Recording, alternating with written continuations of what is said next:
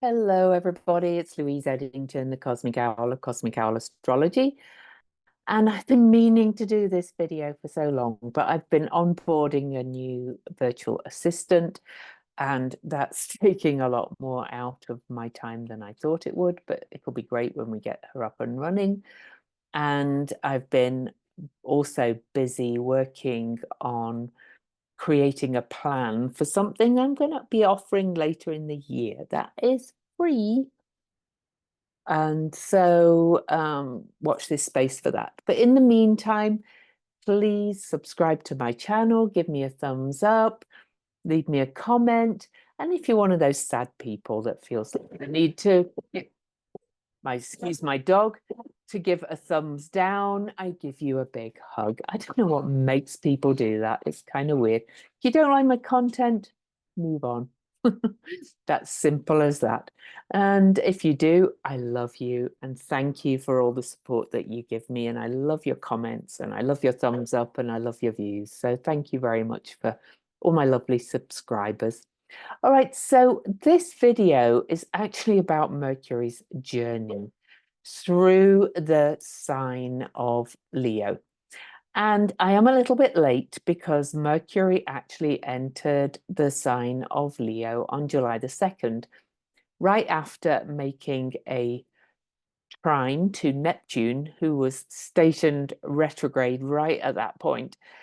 And that added to this kind of sense of confusion and chaos. And you'll see that reflected in the cards that I pulled for this journey of Mercury in Leo.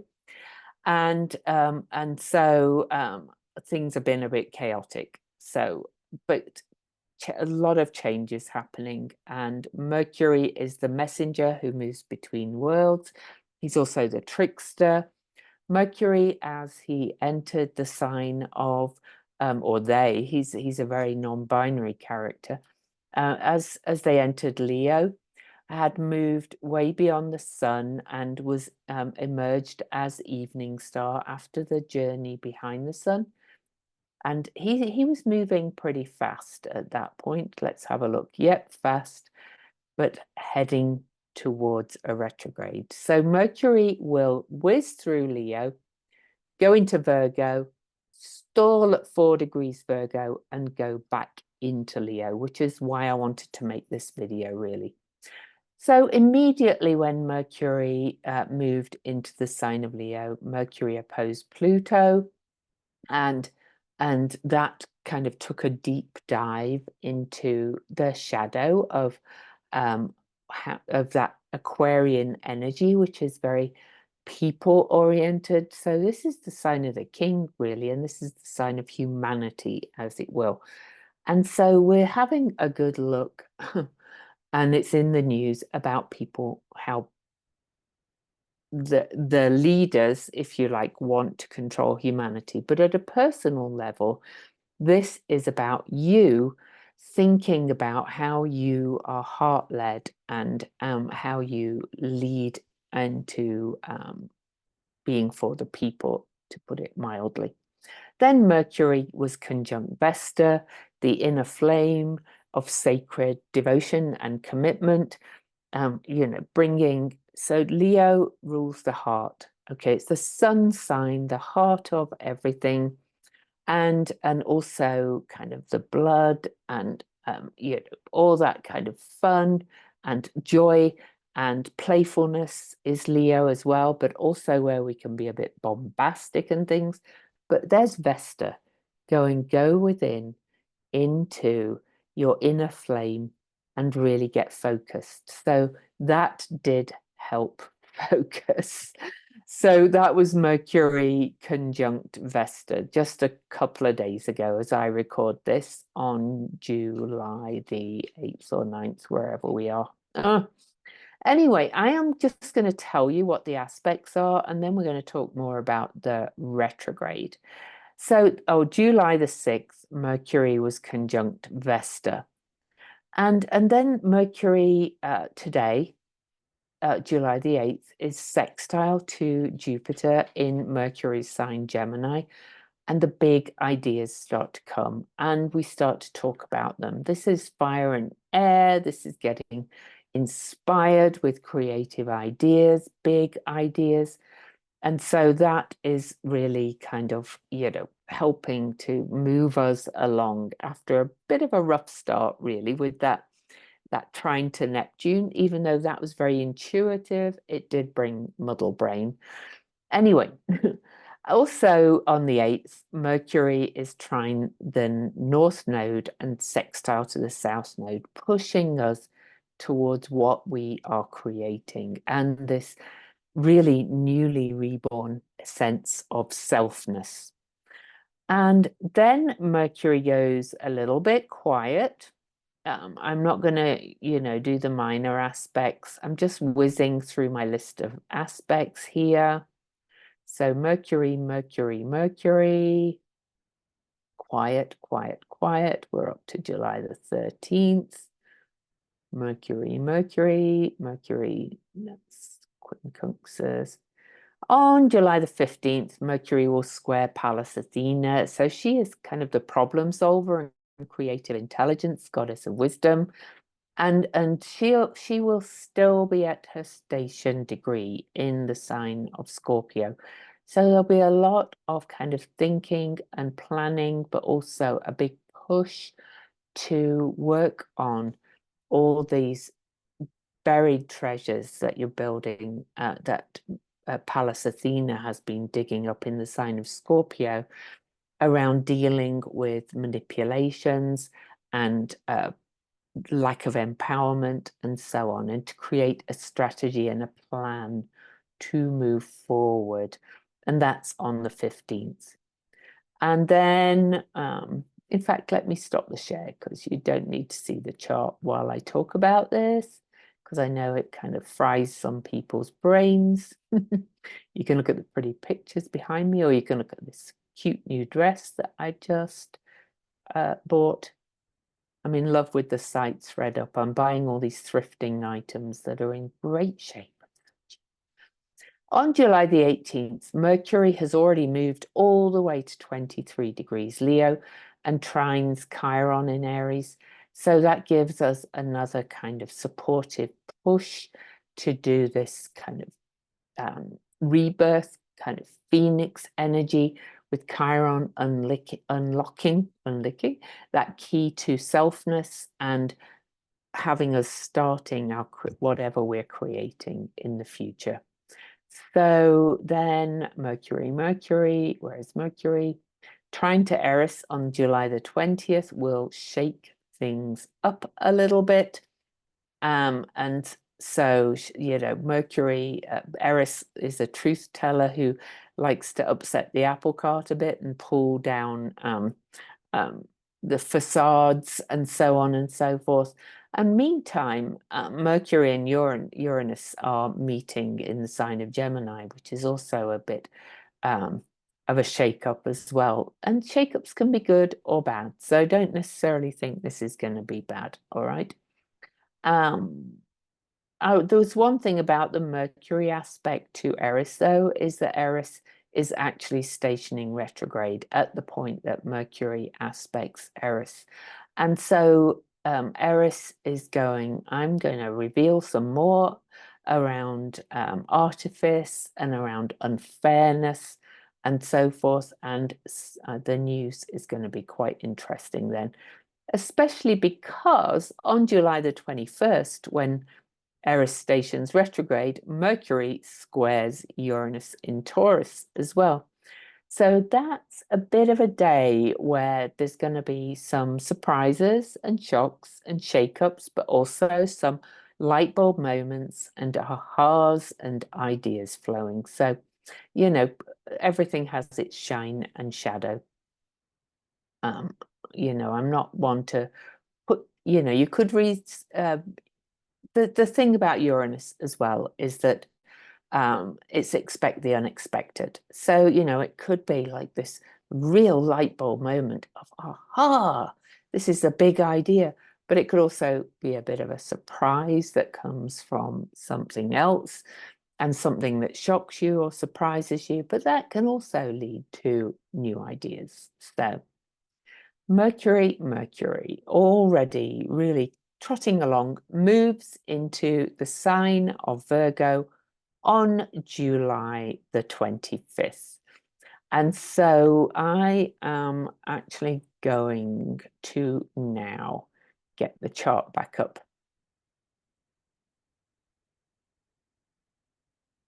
Because the initial journey through the sign of Leo is not that intense. It moves fairly fast.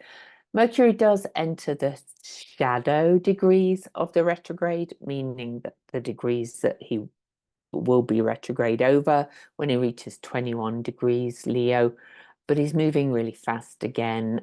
But that kind of does add to the shakeup of those aspects to Eris and Uranus, all right? But let's go and look when Mercury turns retrograde. Mercury turns retrograde on August the 5th, 2024. And as I mentioned, has moved into the sign of Virgo. It's going to be conjunct Venus, the moon. Look at this, all of this piling up here. This is going to be a little bit intense of a Mercury station. Mercury's strong in the sign of Virgo too, because it's the Mercury is the guide for both Virgo and Gemini. Mercury in Virgo is more in the work, task, hands, augur realm of things and service. How can I be useful? How can I make things with my hands? How can I be crafty? That's another one with Mercury in Virgo. But Mercury in Virgo is also the filing cabinet. Mercury in Virgo likes to really kind of get to the details and analyze. It kind of feels like that Mercury station might be a little bit analysis paralysis around quite a lot of things. Obviously, I'll look in more detail at that closer to the time. And I'll write in detail on my daily Substack blog for paid subscribers. But it does feel like analysis paralysis. And as well, Venus is moved into Virgo, and Venus in Virgo is very kind of virginal, if you like, very priestess-like, but also adds to the sense of the analysis. This is interesting, though, this station retrograde, because the moon, okay, the moon, we've just had a Leo new moon not long ago, right before it, so we're under a new moon. The moon is at the degree that Mercury will station direct at. Vesta is at 20 degrees, which was the exact point of the Venus star point last August the 13th. So this retrograde is really going to kind of echo something that began when Venus was retrograde last summer and emerged as morning star. Not only that, the sun is at 13 Leo, which is just a shade off where Venus stationed direct last summer. So there's a lot going on there, really, that, you know, is kind of echoes of things that began way back then. And of course, that means Mercury's going to go retrograde and then conjunct Venus. So let's have a look at that. So Mercury and Venus. After Mercury has stationed retrograde, from our perspective, a reminder that when Mercury goes retrograde, he's forming a loop from our perspective, and he's between the sun and Earth. So he's closest to Earth. So the impact is stronger because gravitational pull and all those kind of things. Mercury doesn't actually move backwards, of course, but Mercury and Venus are the only two planets that do this morning star, evening star thing, where they go behind the sun and then retrograde in front of the sun, because they are between us and the sun, basically. So on 2 days after Mercury stations retrograde, these two meet, Mercury and Venus at 3 degrees Virgo. Now that's going to be a potent point as well. Heart and mind coming together, with Mercury going into review, reflection, redo, revisiting, mode, plus, you know, people from the past might show up with this as well, especially relationships. And especially there's going to be something again that requires some analysis, which is a very Virgoan word, especially with Mercury in the sign of Virgo.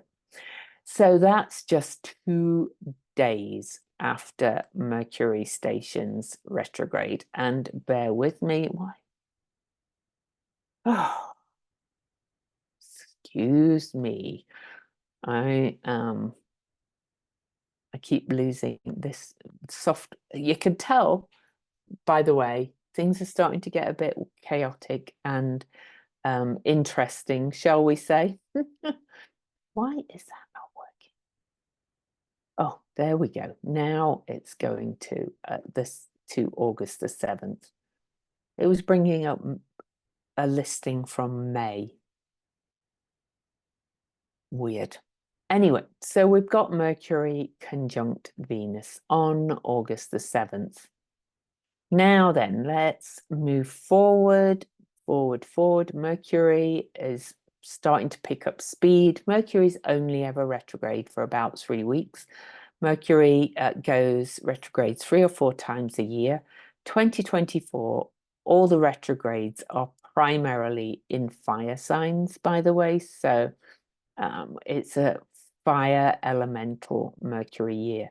And that's really about burning off old ideas and creating new. It's that kind of phoenix energy with Mercury retrograde in those signs.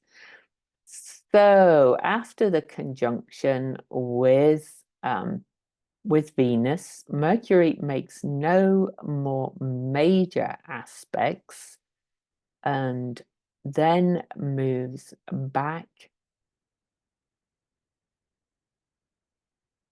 into the sign of Leo.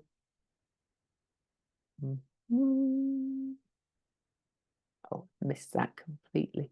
So let me, Mercury will move to 0 Virgo on August the 14th. And that's when Mercury will move back into the sign of Leo for the rest of the retrograde. So you can see that most of the retrograde is going to be in the sign of Leo. All right. So let's look at this. Oh, I should have printed this off. When will I learn? I've got so much to do. I was trying to, you know, rush it along. But let's have a look at this chart while that loads. Okay, so here we have the sign of Leo over here. You can see that Mercury has just moved back in. The sun has now moved from 13 degrees Leo to 22 Leo. Vesta is at 25, the sacred inner flame of devotion. And you know, there's some squares basically to Uranus going on, which is a little bit kind of awakening again. A reminder that the Venus star point last year on August the 13th was square to Uranus in Taurus too. So again, we're getting echoes of things that the shakeups, the surprises, the sudden changes and turns of events. Everything is really kind of, you know, coming to fruition. So after that, I'm trying to get the major aspects for you after Mercury moves into the sign of Leo. I will talk about most asteroids and things when in my Substack daily blog. So on August the 18th, so just 4 days after that, Mercury will have moved back to 27 Leo and will square Uranus and conjunct Vesta. So I think we need to have a look at that aspect. So let's have a look. Square to Uranus. So August the 18th, this is all of these things kind of piling up all together. So on August the 18th, Mercury and Vesta meet, but look how close the sun is as well. We're near the retrograde Cazimi as well, where Mercury enters the heart of the sun. And really, all of this is square to Uranus. I think something's going to be really activated then. I think there could be something big in the news, and it might come to light on the Cazimi, which we'll look at next. But also, this again could be some really breakthrough ideas, some liberation for you, some ideas where you think, "Ah, I can break those patterns. I do not have to do this anymore. I can focus and devote myself to creating my heart's desire and the joy that I want in my life. And this is how I need to do it, or another step in how I need to do it, at least, is, with all these things, everything is cycles and, evolution, cycles up and cycles down. On August the 20th, Mercury will also trine Eris again, so doing some more shakeups. Remember, we kind of started at that point as well. And we'll square Pallas Athena again, so revisiting all of those aspects that we started with at the start of this video. And but let's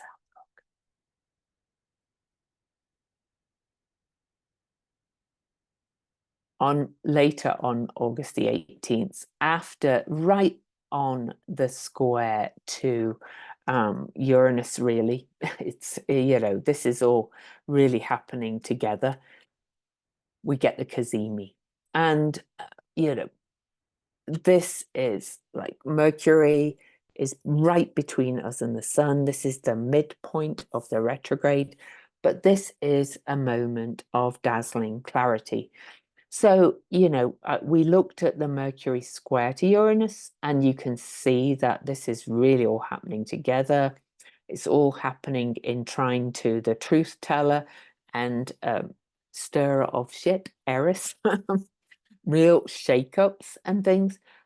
This could be the downfall of the king, if you like. But it can also be clarity around your heart's desire, around your inner child, what you are really creating.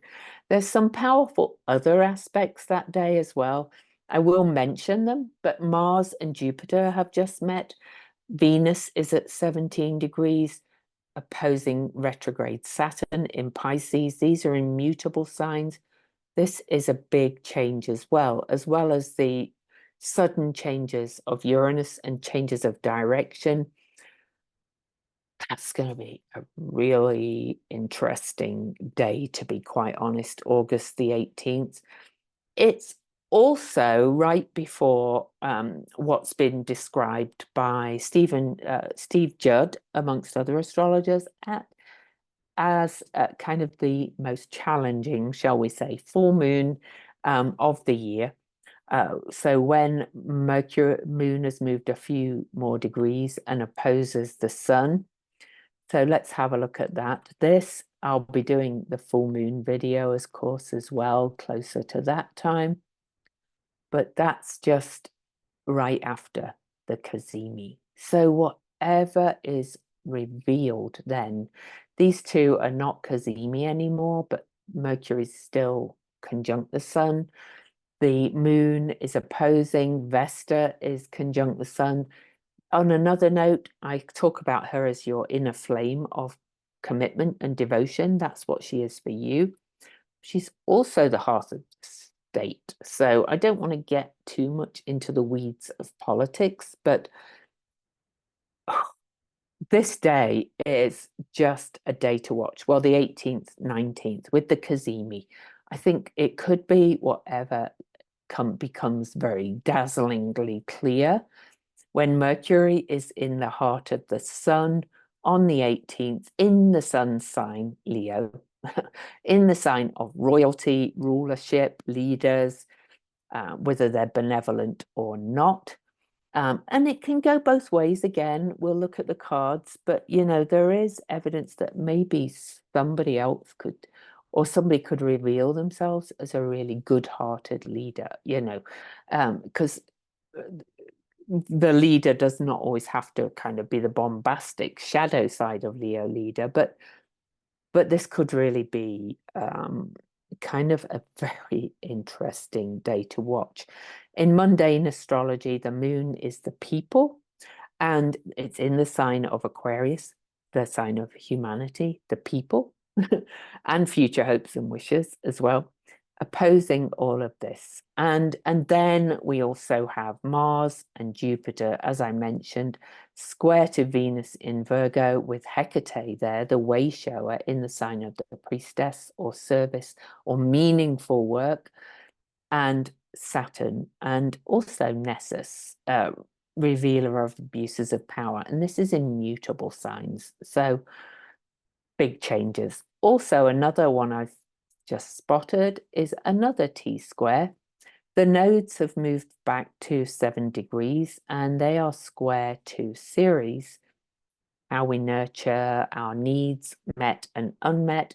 And Ceres has retrograded almost all the way back to Pandora's box, Pholus, Centaur, Pholus in Capricorn, who takes the lid off and reveals things that have been, the lid's being kept on.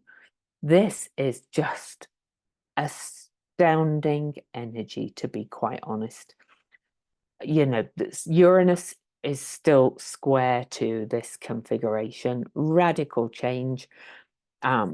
Eris is in trine to all of this. There's so many other kind of connections, just to pull it all together. I think this time, with a middle of the Mercury retrograde, moments of dazzling clarity, the lid off, what's coming out of that box, what lid is being taken off, and what's revealed on a full moon, with both lights really kind of shining bright. This is going to be a very interesting section or period of this retrograde. So August the 18th, August the 19th, as I said. Now, for you personally, it doesn't, again, have to be kind of challenging and downfall. I mean, this is all aspecting so much in my chart. So, I'm happy to say that it could be a real turning point for things that, as I mentioned, from the Venus retrograde last year. Incidentally, the Sun and Vesta are just a degree from where Venus stationed retrograde last July the 22nd, sorry, on the feast day of the Magdalene. It's kind of breakthroughs that you've had, kind of stepping more into your selfness, really kind of taking no shit anymore and saying, I am going to, take care of me. I'm going to lead from my heart. I'm going to only do what brings me joy. All of those things you've been working on, if you have been working on them, this will be a major turning point. But it definitely could come as some shocks and surprises. I look at the aspects to my chart and I think, oh my goodness, wow. This is also on my progressed Sun. This is on my Saturn, Ceres and Pholus. And Pholus, every time Pholus has retrograded back to my Saturn, something else has come out of the closet, shall we say, that I've had to deal with, but I have dealt with them. So there could be something more. This is opposing my Sun. So that means all this is square my Sun. Wow. I think I might go and hunker down and just take care of me during that period. But that doesn't mean it's going to be bad. Again, please don't fear these days. But what I would say is kind of prepare yourself, do your self-care, make sure you are really kind of centered, make sure your nervous system is very balanced for this period, for the Cazimi, for the full moon on the 18th, 19th of August and the days around that. Really schedule your self-care, schedule and make sure you are looking after yourself, okay? Because it is a big one. Oh my goodness. So let me see what happens after that, as if as if we need any more. So Mercury is now in the second half of the retrograde. So you can see Mercury is at 26 degrees of Leo, and we'll come up and trine Eris exactly, and we'll trine Chiron again. So let me give you those dates. These are repeats. So the trine to Eris is on August the 20th, and a square to Pallas Athena again, all revisiting aspects again that he had kind of aspected before, kind of adding to the shake-up, but also adding to finding the answers to whatever you need to find the answer to that things have come up from. Now, I will give my Mercury retrograde lecture very quickly. Don't sweat the small stuff. Mercury is, you know, community, but also neighbors and also technology. So some technology could go wonky, but, you know, slow down, do your self-care, and you will be just fine. So on August the 23rd, Mercury trines Chiron again in Aries, kind of unlocking that key to healing. And interestingly, the moon is conjunct Chiron as we do that. So self-care, self-care, self-care. On August the 24th, Mercury will move back and square Mars at 22 Leo, and we're nearly done the retrograde. Let me see what other aspects. Not much, I don't think. So then on August the 28th, Mercury will station direct. And we'll look at that. So yeah, Mercury has moved back to 21 degrees Leo. You can now see that Vesta, the Sun, Venus, they've all moved on. Mercury is on their own now in the sign of Leo. But again, going back to last summer's Venus retrograde, which was really about the birth of joy and creativity and sparkle, if you were working with it, and kind of emerging this sense of I'm only going to do what brings me joy.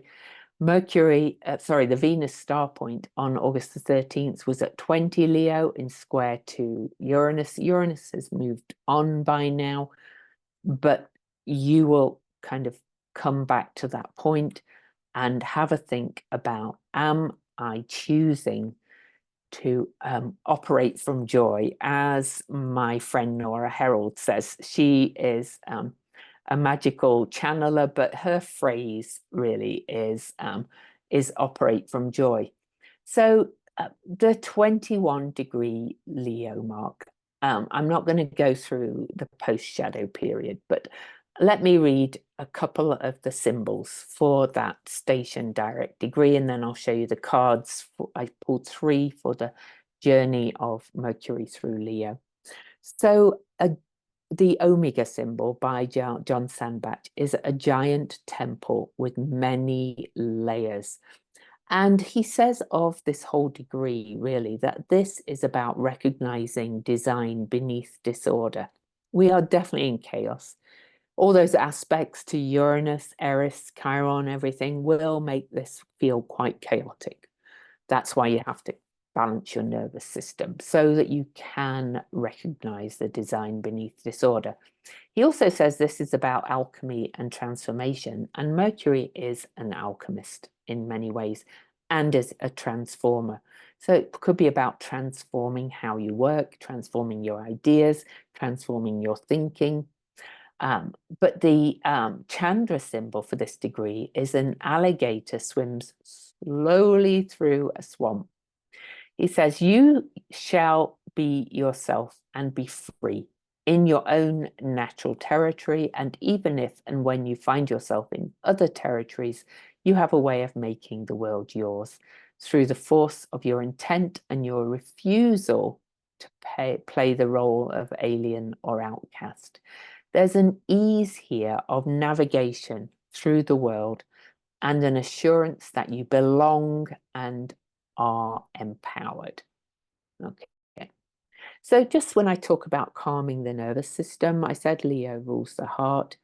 It also, I'm talking about the vagus nerve, polyvagal theory, balancing the heart, mind, and spirit down below, and really kind of, that nerve runs from the root of your brain through your heart and right down to your organs. And that's the key to balancing. You can find all kinds of exercises on YouTube to balance your vagus nerve or balance the that central nervous system. Okay. Now the Sabian symbol is a carrier pigeon fulfilling its mission. Dane Rudyard's keynote for that is spirituality in terms of training for service to mankind. And that, is the central message of what you are learning through this retrograde. He says this is the ideal of the world server, somebody who really steps into their heart, is doing their part, okay, refusing to be an alien. So whether you get involved in politics or whether you just vote or whether you encourage other people to vote or whether you speak out, this is about serving the world. It can be through your writing in some way. It could just be about talking to your neighbors. Doesn't have to be major, but this is about becoming effective and valuable to serving a higher but concrete and definite purpose. Okay. Your heart's desire. Okay, so that is really kind of huge.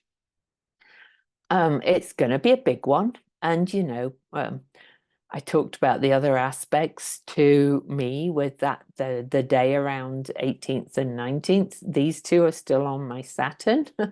And the Mercury stations exactly trying my Sun and on my Uranus. And I had rather amazing Uranus square, but also had its challenges. So,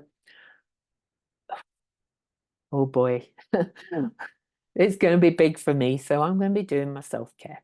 Okay. So let me share the cards image of the cards that I pulled.